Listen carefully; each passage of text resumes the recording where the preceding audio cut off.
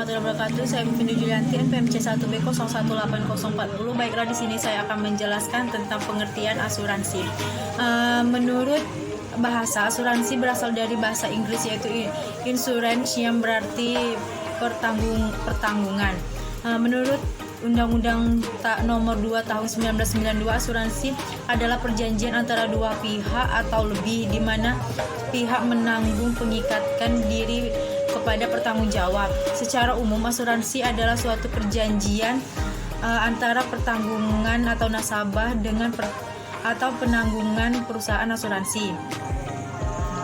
Tujuan asuransi yang pertama, memberikan jaminan perlindungan dari risiko-risiko kerugian yang dialami satu pihak. Kedua, sebagai pemerataan biaya, yaitu cukup hanya dengan mengeluarkan biaya pada jumlah tertentu dan tidak perlu menggantikan sendiri kerugian yang telah terjadi dengan jumlah yang tidak tertentu dan tidak pasti. Yang ketiga, meningkatkan efisiensi karena tidak perlu secara khusus mengadakan pengawasan dan pengamanan untuk memberikan perlindungan yang menghabiskan banyak waktu, tenaga, dan biaya.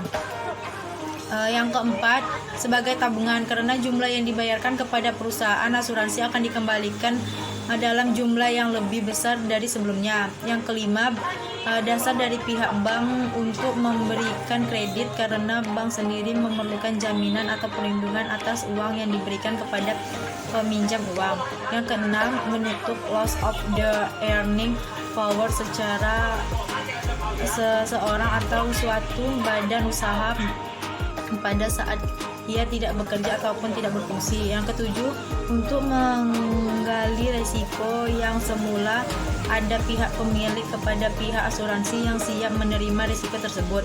Kedelapan, memberikan ganti atas kerugian kepada pihak yang bersangkutan dan mendapatkan keuntungan di samping memberikan beberapa jaminan kepada para peserta asuransi. Fungsi dari asuransi yang pertama, menghimpun dana. Tugas perusahaan asuransi salah satunya adalah menghimpun dana yang masuk. Kedua, membantu untuk perusahaan bisnis. Asuransi mendorong dirinya suatu usaha, seorang investor yang berencana menanamkan modal dalam suatu usaha tertentu. Yang ketiga, mengurangkan resiko. Adanya rekomendasi yang diberikan oleh perusahaan asuransi setelah diadakan suatu survei risiko kepada bertanggung jawab melalui surveyor untuk memperbaiki suatu risiko dengan sistem suku premi yang berlaku. 4. Penyebaran kerugian secara merata. Dengan adanya penyebaran kerugian secara merata dapat diartikan bahwa besar iuran atau kontribusi yang dibayar oleh pihak bertanggung jawab dana premi atau seimbangan dengan suatu risiko yang dialihkan. Ada jenis-jenis asuransi. Yang pertama, asuransi kesehatan, asuransi jiwa, asuransi kendaraan, asuransi pendidikan, asuransi bisnis, dan asuransi kepemilikan rumah dan properti. Terima kasih. Wassalamualaikum warahmatullahi wabarakatuh.